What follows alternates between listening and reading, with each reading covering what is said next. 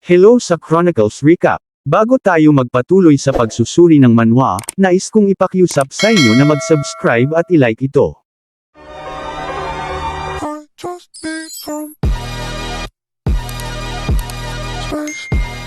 Sa ibang eksena, habang may alitan sa isyu ang pamilyang Barko, nagkaroon ng isang pagtitipon mula sa pamilyang Melokay. Tingin ni Molokay, ang mga madam na mga pro-Barko na hindi kailanman naging aktibo, ay ngayon naging aktibo dahil sa pagkatalo ng pamilyang Barko. Siya si Helena Melokay, ang lady ng Melokay family. Dahil alam niya na nakasentro ang pamilyang Dimitri sa Hilagang Silangan ngayon, dahil sa pagkapanalo nila sa digmaan. Tingin niya na ito ang perpektong pagkakataon para sa pamilyang Melokay na matagal nang sumusuporta sa pamilyang Dimitri upang mapalapit sila sa kanila. Biglang dumating na ang hinihintay niyang bisita, binati niya ito sa pagdalo niya sa isinagawa niyang pagtitipon. Makikita na dumating na rin ang lady ng pamilyang Dimitri na ina ng ating bida. Binati siya ng mga ibang maharlika sa handaan ng espesyal na gawaing alak para sa kanya. Sinabi nila na karangalan nila makilala si Lady Rihanna sa pagtitipon na ito. Siya si Rihanna Dimitri, ang asawa ni Baron Romero. Siya ay madalas nakikipag-ugnayan sa mga ibang maharlika upang palakasin ang puwersa sa pamilyang Dimitri. Dahil mayroon siyang kakaibang kakayahan sa politika na wala si Baron Romero. Sinasabi nila kung hindi dahil kay Rihanna, baka bumagsak na ang pamilyang Dimitri dahil sa pakikialam ng pamilyang Barko. Nagpapasalamat siya sa kanilang lahat dahil silang lahat ay dumalo sa pagtitipon na ito. Pero tinanong niya sa kanila kung anong ang dahilan nila kung bakit sila nagpuntahan dito. Dahil naniniwala siya kung ano ang dahilan nila, para magkaunawaan sila, at mas makilala ang isa't isa sa kanilang mga rehiyon mula ngayon. Dahil tiyak niya na hindi lahat ay nagtutulungan sa iisang direksyon hanggang sa kasalukuyan, habang pinapatamaan niya ang ibang maharlika na sumusuporta noon sa pamilyang Barko. Ngunit ngayon na nagbago na ang kanilang sitwasyon, kailangan na nilang magbago ng kanilang pananaw. Ang mga binibitawan na salita ni Rihanna ay may nakatagong kahulugan. Dahil palihim niyang pinapatamaan ang mga sumusuporta na pumapanig sa pamilyang Barko noon. Habang ipinapakita rin niya ang kabutihang loob niya sa pamamagitan ng pagtanggap sa kanilang panig. Tinanong ng isang babae kay Rihanna kung ano ang palagay niya kay Veronica. Sa tingin ni Melokay, sinabi nila na magiging bagay sila ng anak niya para sa ating bida. Nagulat ang kanyang kasamahan dahil inunahan sila na sabihin kay Rihanna ang balak nila. Sinabi ni Melokay sa anak ni Rihanna ay nasa 25 na taong gulang na. Sinabi niya na kailangan na niyang mag-asawa at bumuo ng isang pamilya sa lalong madaling panahon para sa hinaharap. Pero sinabi niya na hindi niya sinasabi iyon dahil siya ang kanyang anak, pero sa palagay niya, ang anak niya na si Veronica ay magiging bagay para kay Roman. Ngunit nagsalita ang kasamahan niyang babae, nalaman niya na si Veronica ay nakatakda na sa ibang pamilya kaya hindi na siya pwede ipare sa ating bida. Sinabi naman na naka-blonde na buhok na babae, sinabi niya sa kanya na sobrang sakim niya dahil sa ginagawa niya. Sinabi nila na kailangang nilang mag-ingat na pumili kung sino ang magiging asawa ng ating bida. Si Rihanna ay tahimik lang at iniisip niya ang panganay niyang anak. Sila'y patuloy na nagtatalo kung sino dapat ang anak na pwedeng maging karapat-dapat sa ating bida. Tingin ni Rihanna, sa nakalipas na 6 na taon, ang anak niya ay itinuturing na isang pabigat sa aristocrat. Dahil alam niya ang katotohanan ng pagiging panganay ng ating bida, na hindi magiging tagapagmana ng pamilyang Dimitri, ay nagpahina sa kanya. Pero ang tingin niya sa ating bida na mayroon siyang potensyal bilang isang 4-star aura knight. Sinabi niya sa ating bida na sa kanya ang nakasalalay ang isang magandang kinabukasan ng pamilya nila, at kung magagawa niyang na magtagumpay sa pamilyang Dimitri, wala nang ibang lalaki na mas magiging kaakit-akit na mapang-asawa kaysa sa kanya. Ito ang sandali kung saan siya mula sa pagiging pabigat sa kanyang pamilya ay naging isang taong pinapansin ng karamihan. Sinabi niya sa kanila na natutuwa siya dahil ang tingin nila sa anak niya ay sobrang taas. Gayunpaman, ang anak niya ay lubos nang nasaktan dahil sa pagkasira ng kasal niya. Sinabi niya sa kanila na sa halip na ipagkasundo nila ang mga anak nila, gusto niya makahanap ang anak niya ng isang tunay na magmamahal sa kanya. Kaya't sinabi niya sa kanila na walang pangangailangan na pag-usapan pa ang pag-aayos ng kasal ng mga anak nila. Sa ibang salita, sinabi niya kung sino ang unang makakabihag ng puso ng ating bida, siya ang unang mananalo, Natuwa ang mga babaeng maharlika dahil mayroon pa silang ibang pagkakataon upang ipagkasundo nila ang anak nila sa ating bida. Sa ibang eksena, kinagabihan sa palasyo ng Lawrence. Si Flora ay nagbabasa sa loob ng kanilang aklatan. Iniisip ni Flora ang kapangyarihan ay mahalaga para magtagumpay sa mundo ito. Nag-aaral siya sa aklatan dahil gusto niyang magkaroon ng kapangyarihan ng pamilya niya. Tingin niya na ang katotohanan na natalo ang Lawrence sa laban sa pamilyang Barco. Inaakala niya na may pagkakataon sila manalo kung makakatagal sila hanggang dumating ang taglamig. Ngunit ang katotohanang dumating sa kanila ay parang isang baha, na may masyadong maraming mga hindi inaasahan tulad ng paggamit ng Barco ng flare catapult. Iniisip niya ang ating bida ay nagawa niyang mahulaan ang mga bagay na iyon na hindi nila inaasahan. Dahil matapang niyang hinarap ang mga bagay na iyon at nagawa nilang iligtas ang pamilyang Lawrence sa kapahamakan. Pero ang lubos na hindi niya maisip kung bakit siya nagkakagusto sa ating bida, si Flora ay hindi niya inaasahan na magkakaroon siya ng feeling sa ating bida. Pero pinipigilan niya ang nararamdaman niya na magkagusto siya sa kanya, dahil lubos niyang kinamumuhian niya ang ating bida. Dahil ang tingin niya sa ating bida na isang taong nakatuon lang sa kanyang sarili, at napakayabang na tao na iniisip lamang ang kanyang sariling kapakanan. Ngunit iniisip niya kung paano naging napakalakas ng ating bida, at gusto niyang malaman kung anong klaseng tao ang ating bida. Gusto niya malaman ang kahit konti tungkol sa ating bida. Dahil doon napag-isipan niya muna tumigil sa pagbabasa niya, at nagpasya siyang munang lumabas sandali upang makalanghap ng sariwang hangin. Tingin ni Flora na tama siya. Kahit na curious siya sa ating bida, wala na siyang kaugnayan sa isa't isa ngayon na kanselado na ang kasal nila. Nalulungkot siya dahil wala na siyang ibang paraan, na anumang dahilan para muling makipagkita sa ating bida. Pero biglang nagtataka si Flora dahil may tumatawag sa kanya na isang ate. Sinabi ng isang babae kay Flora na matagal na silang hindi nagkikita sa huling bisita nila dito. Pinakilala siya ni Flora na si Sylvia, siya ay may asul na buhok at may maamo na mukha, siya ay tuwang-tuwa dahil nakita niya ang ate niya. Iniisip ni Flora kung anong ginagawa ni Sylvia sa Lawrence. Si Sylvia ay isang collateral relative ng pamilyang Lawrence. Biglang siya dumiretso sa opisina ng Viscount, at hinahanap niya ang tatay niya. Tinanong niya sa tatay niya kung totoo na ang pamilyang Lawrence ay magsasagawa ng salo-salo sa lugar ng Dimitri.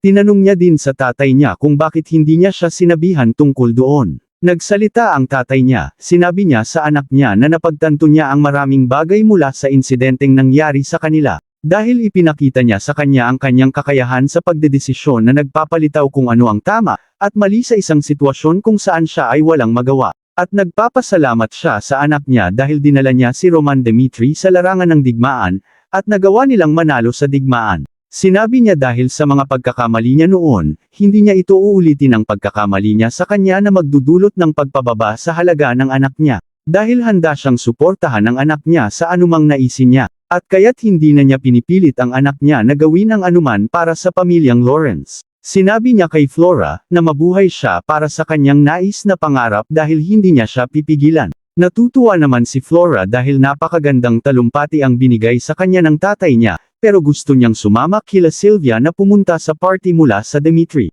Dahil doon tinanong niya sa tatay niya kung bakit naman inimbita si Sylvia sa party mula sa Dimitri. Sigurado siya may iba siyang layunin sa pagdala sa kanya mula sa kapital. Sinabi ng tatay niya na dahil lamang iyon sa personal na kasakiman niya. Naisip niya bigla na sinusubukan ng tatay niya na muling makipag-ugnayan sa pagitan ng pamilya nila at ng pamilyang Dimitri sa pamamagitan ni Sylvia. Kung ganoon, naiintindihan niya kung ano ang ninanais ng tatay niya kung bakit pinadala ang pinsan niya sa Dimitri. Dahil doon nakaisip si Flora ng paraan upang makasama sa kanila, kaya minukahin niya sa tatay niya kung saan sila ay nagbabayad ng utang mula sa ating bida, sasamahan niya ang pinsan niya at magiging gabay niya sila sa Dimitri.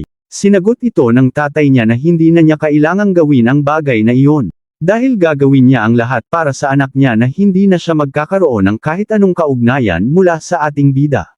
Nainis si Flora sa tatay niya dahil palagi siyang pinipigilan sa gusto niya. Sinabi niya na siya mismo ang magiging gabay nila mula sa Dimitri. Sa kabilang eksena sa kapital ng Cairo, sa templo ng Valhalla, isang sangay na galing sa Cairo. Hindi sila makapaniwala sa natanggap nilang balita ngayon, dahil hindi nila alam kung ito ay totoo. Dahil ang isang anak ng isang maharlika sa isang malayong rehiyon, na 25 taong gulang lamang ang nakapatay ng isang 4-star Aura Knight ng isang atake lang. Sila ay medyo nahihirapan na paniwalaan ang natanggap nilang balita. Pero tingin niya kung ito ay totoo, sinabi niya na isang halimaw na prodigy ang isinilang sa Hilagang Silangang rehiyon. Dahil doon naging masaya siya dahil kailangan niya itong kumpirmahin mismo ng mga mata niya kung ito ay may katotohanan, siya ang tagasuri na pari mula sa Valhalla, na si Father Willas. Sa may nakatakdang salo-salo mula sa Dimitri sa oras ng gabi, nakarating na ang mga babaeng nadadalo sa Dimitri. Bumisita ang mga kababaihan mula sa mga ibang mararangal na pamilya papunta sa pamilyang Dimitri kaninang umaga. Sila ay nakaayos at nakasuot ng mag-agarang damit para sa magaganap na salo-salo mamayang gabi. Ang pinsan ni Flora ay unang beses niya makapunta sa lugar ng Dimitri, kaya konti lang ang alam niya patungkol sa Dimitri kahit may naririnig siyang balita tungkol dito. Pinagmamasdan nila ang mga bagay-bagay sa paligid na puno ng kagamitan gawa sa Dimitri. Hindi nila inaasahan ang makikita nila dahil puno ng mga bato ang nakapaligid sa kalye, at pagkatapos ng lahat, dahil ito ay isang lupain na puno ng mga manggagawa na puno ng manero. Hindi naman nila alam kung paano nabubuhay sa isang lugar na ganito ang mga ordinaryong mga tao sa Dimitri. Sinabi nila sa kabisera, pati ang mga karaniwang tao ay nag-aalala sa mga batayang ng pagpapahalaga sa kagandahan ng mga likhang sining ng gusali ng kabisera. Hindi naman nagugustuhan ang naaamoy ni Sylvia sa kalye, dahil ang alam niya sa pamilyang Dimitri ay hindi nakatuon sa sining sa kagandahan ng paligid. Napansin ni Flora ang ama ni Sylvia ay nakababatang kapatid ng Earl ng Lawrence. Dahil nanirahan siya sa kabisera bilang isang mangangalakal, nalaman niya na hindi sanay ang pinsan niya na makakita ng ganitong bagay. Iniisip niya kung ikukumpara sa kabisera, ang lugar ng Lawrence at Dimitri ay parang mga probinsya nila. Biglang nakakita si Sylvia ng mga manero na nagtatrabaho, ang mga manero ay patungo sa kanila. Makikita ang mga manero na masayang nagtatrabaho, at medyo madumi ang mga suot nila dahil sa pagmimina nila. Nakasalubong nila ang mga iba't ibang maharlika na bumisita sa Dimitri.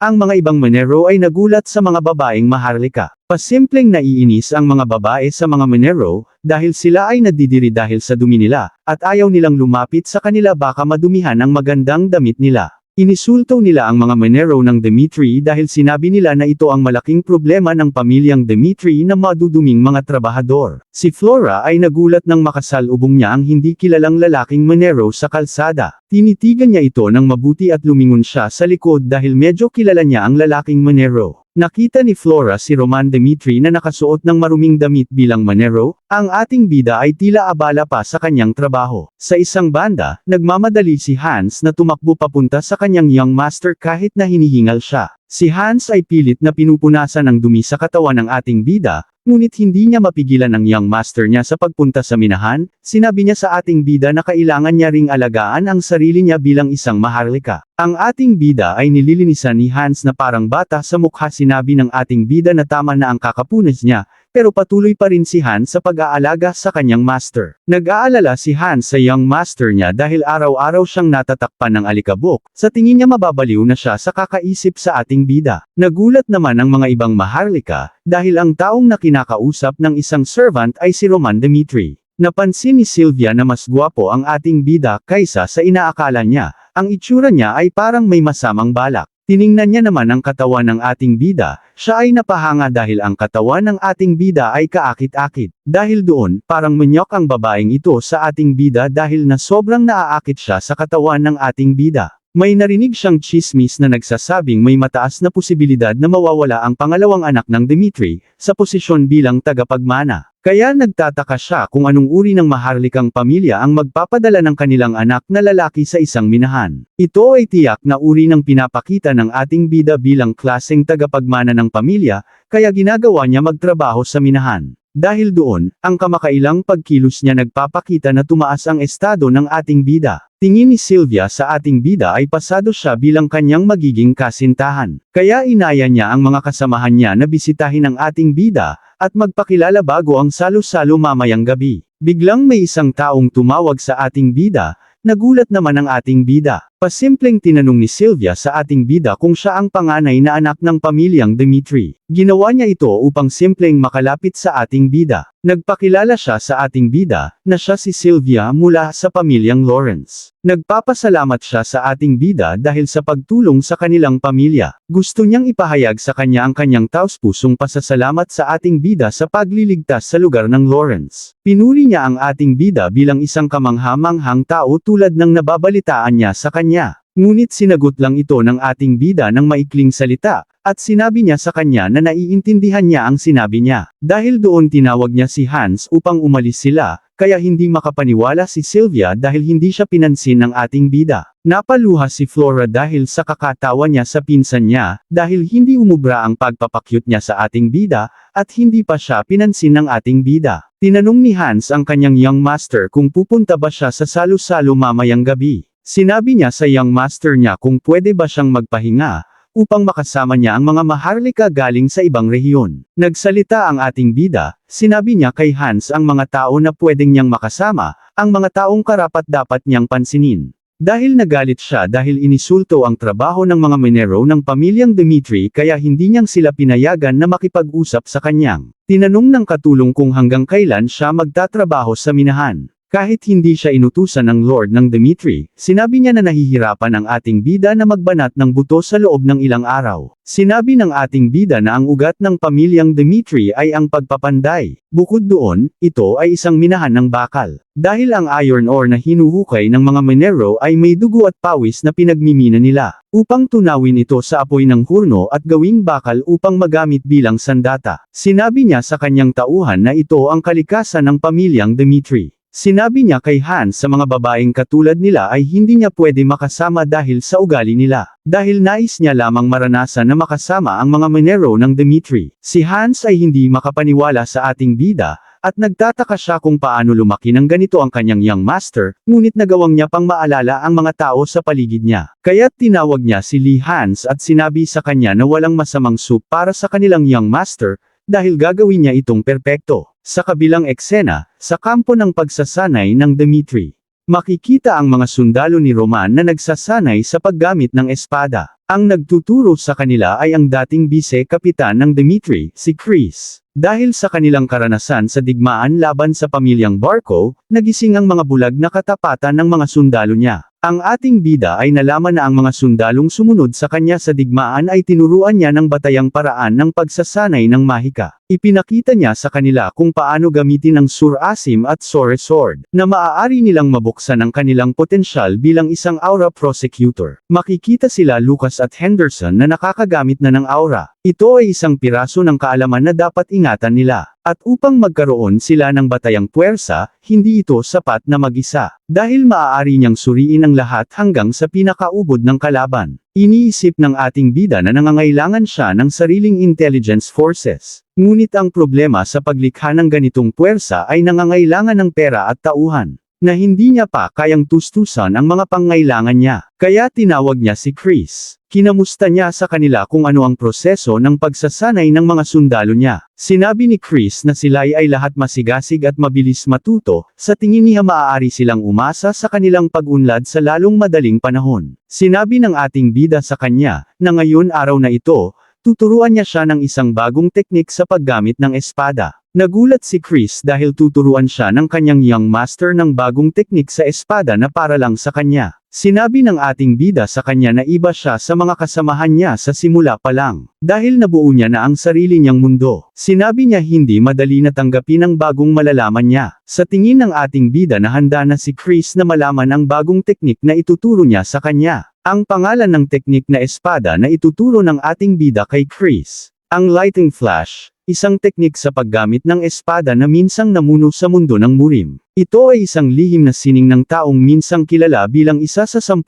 Heavenly Demon Master, na malapit na ipasa kay Chris, ang teknik na alam ng ating bida. Sa ibang eksena, kung saan nagaganap ang salo-salo mula sa pamilyang Dimitri, sinabi ng butler sa ibang mga maharlika na paparating na ang young master nila sa salo-salo. Kaya ang mga kababaihan ay nagsihanda upang makita ang ating bida. Nagpakita ang ating bida sa salo-salo na nakasuot ng elegante na pangmaharlika na kasuotan. Dahil doon, ang mga babae ay kinilig dahil sa kagwapuhan ng ating bida. Tinanong ng ibang mga babaeng maharlika sa ating bida kung bakit siya umalis kaagad kaninang umaga. Dahil gusto nila makausap ang ating bida bago pa magsimula ang salo-salo. Nagsalita ang ating bida, sinabi niya sa kanila na kakatapos niya na magtrabaho kanina, kaya sinabi niya ang dahilan niya kung bakit siya umalis kaninang umaga dahil gusto niya na magmukhang maayos siya kapag nagharap sila. Naintindihan naman nila kung bakit umalis ang ating bida kaagad. Naniniwala si Sylvia sa ating bida dahil siya ay kamangha-manghang tao na gaya ng sinasabi ng mga chismis. Dahil hindi niya inaakala na ang tagapagmana ng isang maharlikang pamilya ay nagtatrabaho kasama ng mga manero. Tingin niya kung magkakaroon siya ng asawa na katulad ng ating bida, baka magbago rin siya. Sinagot ito ng ating bida, natutuwa naman siya kay Sylvia dahil masyadong niya siyang binobola.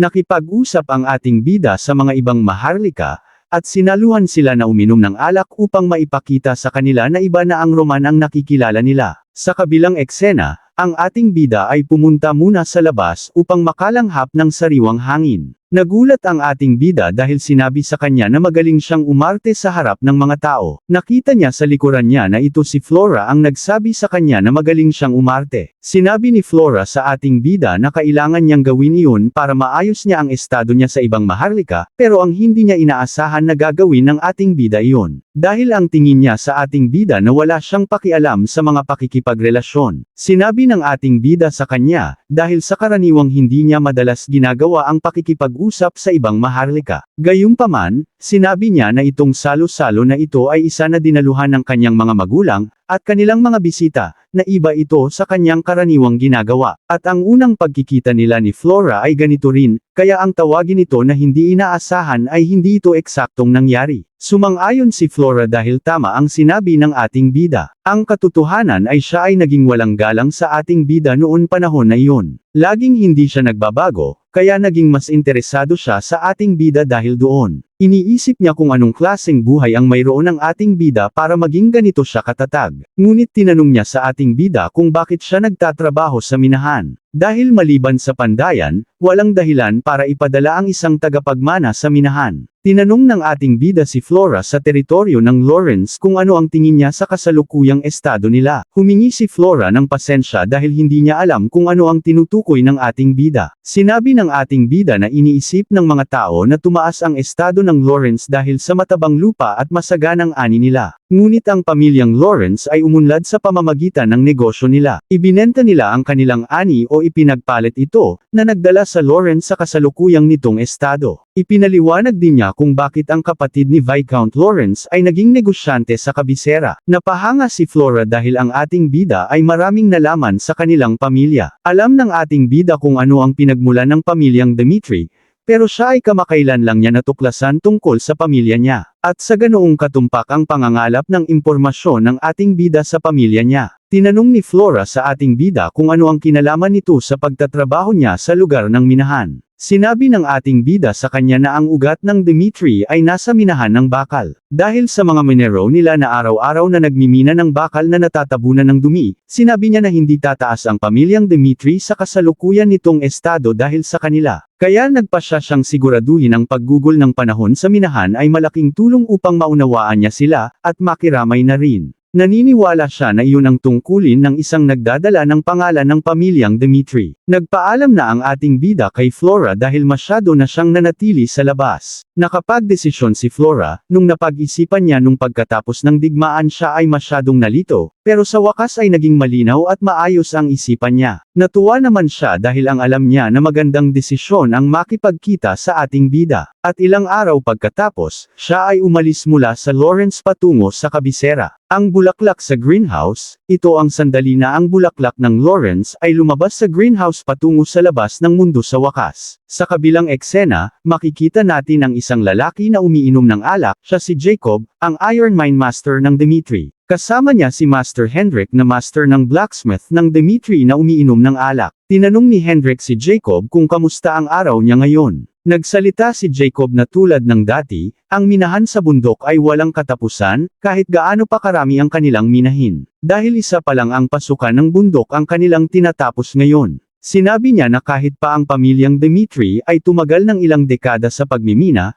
hindi pa rin nila ito mauubos. Ginagarantiya niya ito bilang isang buong buhay na pagmimina ng mga minero. Nagsalita si Hendrik at sinabi na bukod doon, may mga tsismis tungkol sa ating bida na nagtatrabaho sa minahan mula sa kalahating buwan na ang nakalipas. Tinanong niya kung bakit tahimik ang ating bida. Natuwa naman si Jacob tungkol sa ating bida. Dahil kalahating buwan na ang nakalipas, pinag-uusapan ng mga tao ang ating bida na magsisimula siya na magtrabaho kasama nila sa minahan. Naguguluhan sila dahil bakit isang maharlika ay magtatrabaho sa minahan. Sila ay walang ideya kung ano ang iniisip ng young master nila. Pero ang siguradong alam nila na magpapanggap lang ang young master nila na magtrabaho at aalis na lang bigla. Sinabi ng isang maskuladong lalaki na si Roman ay walang husay pagdating sa pagmimina. Siya ay isang veteran miner ng Dmitry na si Morgan. Sinabi niya sa mga tauhan niya na kung ituturo nila ang kanilang tagapagmana ng pamilyang Dmitry, dapat sana matagal na nila itong ginawa. Pinaliwanag niya sa mga kasamahan niya na tanging pandayan ang itinuturing nilang importante, at pinabayaan nila ang mga manero. Sinabi niya na ang tatlong tagapagmana ng Dmitry ay nakatuon sa pagpapanday ng bakal mula sa pagkabata nila. Ngunit hindi sila natuto kung paano magmina.